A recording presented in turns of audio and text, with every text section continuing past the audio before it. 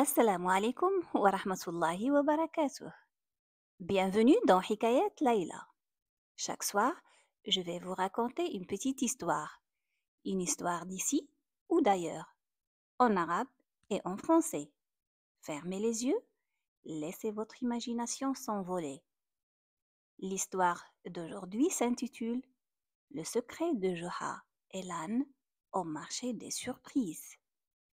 Cette histoire est dédiée à deux sœurs formidables, pleines de curiosité et de malice, Amira et Safia de France. Cette histoire est pour vous. Accrochez-vous, l'histoire commence maintenant. Approchez-vous, mes petits cœurs. Ce soir, je vais vous raconter une histoire drôle, mais pas comme les autres. Elle parle d'un homme un peu farfelu, qu'on appelle partout Joha. Un matin bruyant, au marché des surprises. On criait, on vendait, on reniflait les épices, on marchait sur des coques de pistache. Et là, tout au fond, se tenait Joha.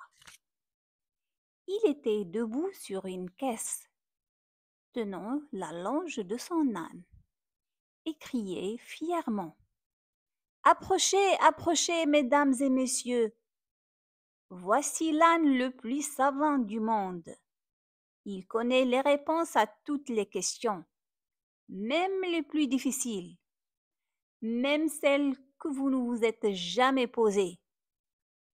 Les gens riaient, certains s'arrêtaient curieux, d'autres secouaient la tête. Encore une invention de Joha. Amira fronça les sourcils. Safia, elle, avait déjà un grand sourire. Viens, on va lui poser une énigme. Elles s'approchèrent et Safia lança: Monsieur Johar, si ton âne est si intelligent, il peut me dire combien de grains de riz il y a dans tout le marché? Johar répond rapidement: Facile, 47 221 048 et demi. Amira dit: Et le demi-grain? Johar tapote la tête de son âne et dit: Mon âne l'a mangé hier par erreur. Le marché éclata de rire. Et le défi continue. Safia, toute souriante: Et si ton âne est si savant, il peut me dire combien de gouttes d'eau tombent dans la mer quand il pleut? Joha s'approcha de l'oreille de son âne, chuchota un instant, comme s'il écoutait une voix secrète, puis déclara très sérieusement: Exactement 12 milliards, mais seulement les mardis pluvieux où les sardines chantent. Le public éclata de rire.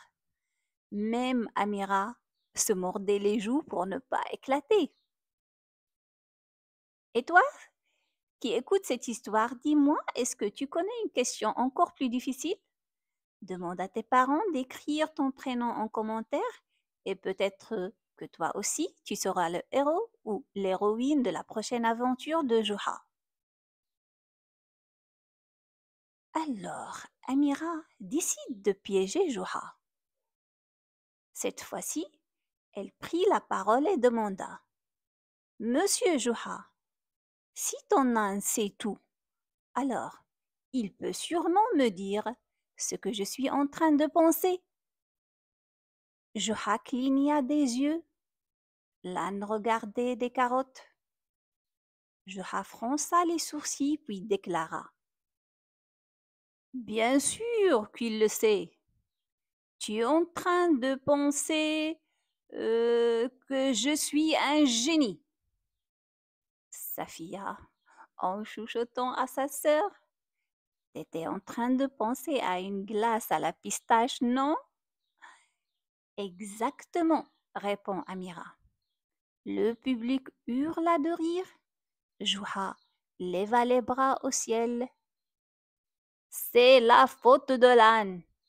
Il est distrait par les carottes. Juha s'approcha de son âne et lui murmura: Tu m'as mis dans l'embarras, mon ami. On va devoir réviser ce soir. L'âne répondit par un long ha ha ha ha ha qui ressemblait étrangement à un rire moqueur. Juha leva un sourcil. Ne me dis pas que tu fais exprès depuis le début. L'âne fit 3 pas et s'arrêta devant une étale de carottes. Juha, désespéré: Voilà tout ce qu'il sait faire, c'est répondre aux carottes. Et voilà mes petits trésors. Amira et Safia sont repartis en riant avec une seule certitude: les réponses les plus drôles ne sont pas toujours les plus justes, mais elles font du bien au cœur. Et si toi aussi tu veux une histoire avec ton prénom, tu sais quoi faire? Laisse un commentaire avec papa ou maman et la prochaine aventure de Juha pourrait bien être la tienne. À très bientôt dans Hikayat Leila. N'oublie pas, si tu as aimé, de t'abonner à la chaîne et partager autour de toi. Et si tu veux écouter cette histoire en arabe, le lien se trouve dans la description sous la vidéo. À très bientôt!